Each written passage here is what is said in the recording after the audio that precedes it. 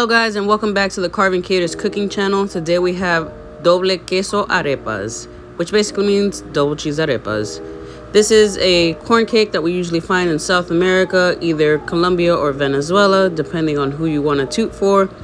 But this is just the Karvin Katers version. So over here we have our ingredients, real simple, nice and light.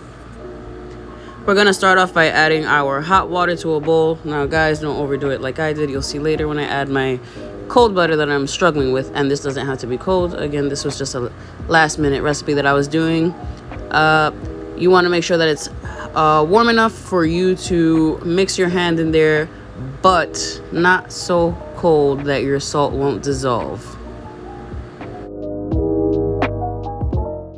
The struggles, as you can see, I'm going to wait for that to cool down. So while that's happening, I'm going to take my Queso Blanco and I'm going to just crumble it up. Now this was previously frozen, that's why it's easy to crumble this way. You guys can just grate it on a cheese grater if you'd like, or crumble like so. Doesn't really matter. You're gonna mix that in anyways, and it's gonna melt when it doesn't. Alright, and now that that's crumbled off and my water is cool enough to be touched, hold on, give me a second to catch up. There we go. We're going to begin by swirling our water and then adding our pre-cooked corn mix. Now this is called Masarepa. It's pre-cooked cornmeal. It's not the same as the one that you would use for polenta. You can find this in the Latin goods section of your supermarket. And like I said, we're just going to continue to mix that in. As you can see, I added a little bit too much water. This was a 2-2 ratio.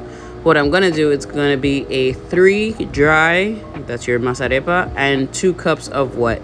You just guys want to make sure that you're adding your dry to your wet ingredients, otherwise it will ball up and not mix properly. So here we are, adding that last cup in.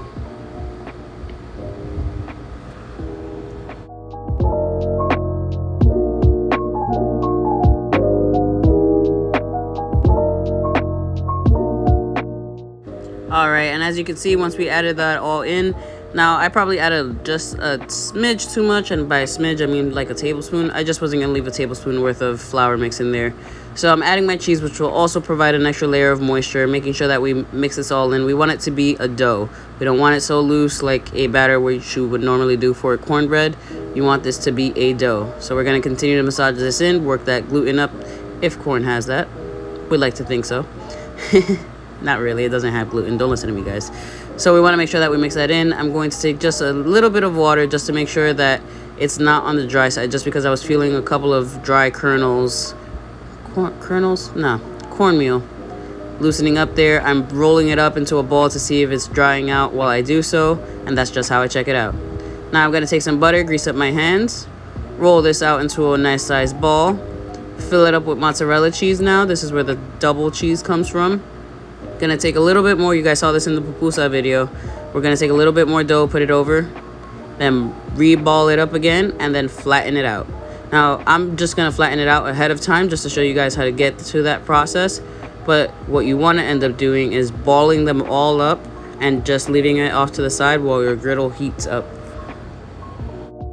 Now, traditionally, a lot of people like to eat this for breakfast or for snack time. What you guys can do if you want to make this the night before, just put it in a nice airtight container with a moist towel over them just so that they don't dry out. Alright, so now that our griddle is nice and hot, I'm going to drop some of that butter down, and then I'm just going to slightly wipe it off. You want to make sure that the griddle is nice and greased before you add any of these out. So as I said before, you want to make sure that they're nice and flattened out. That one was done just to show you guys previously. Now I'm just going to take the ball and flatten it out like so, drop them down, let them begin cooking on one side for about 3 minutes. You want to make sure that this is on a low to medium heat. You don't want it to burn off right away. This is cast iron, so it does keep its temp. That's why I said lower it to low medium. Then we're going to add some of our butter right on top so that that melts, and it also helps keeps the moisture and of course flavor. Alright, and once those 3 minutes have passed, you can begin to flip them over. That's the kind of color that we're looking for, nice and golden brown, or little specks of the golden brown. As you can see, I didn't flip the ones in the back. That's just because there is different temperatures depending on how long your griddle is or how your stove works. Since these are two just separate burners, the back is a little bit, it's not as wide as the burner in the front. So it takes a little bit longer to cook on that side. The heat isn't distributed the same. This all happens when you're grilling as well. There we go. Now we flip those over. We're gonna make some space and add the other two. So same thing, guys, remember, 3 minutes on one side, 3 minutes for the other, and then we're going to pop them in the oven just to make sure, because these are super thick. We just want to make sure that that cornmeal is cooked all the way through, otherwise it will be really grainy as opposed to nice and fluffy.